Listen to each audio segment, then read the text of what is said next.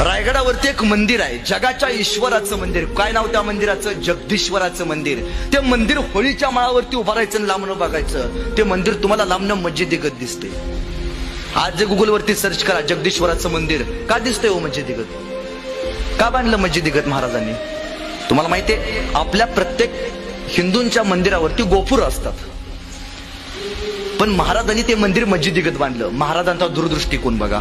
महाराजांना माहितीये यदा कदाचित मी उद्या असेल किंवा नसेल, पण जेव्हा जेव्हा होईल रायगडावरती आक्रमण होईल तेव्हा तेव्हा मी नसलो तरी रायगडाच्या जगदीश्वराच्या मंदिरातल्या पिंडीला हात लागता कामा नये. महाराजांच्या मृत्यूनंतर रायगड 3दा जाळला गेला.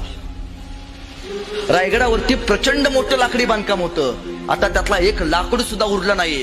त्या जगदीश्वराच्या मंदिराच्या बाहेर नंदी आहे. त्या नंदीची गर्दन सुद्धा तत्कालीन काळातल्या माणसांनी कलन केली.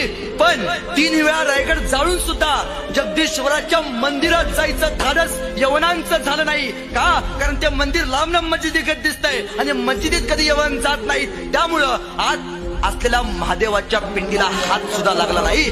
आपल्या गावातला देव आणि जगदीश्वराच्या मंदिरातली पिंड जर कुठल्या राजामुळे शाबूत राहिली असेल तर ते छत्रपती शिवाजी राजामुळे राहिले.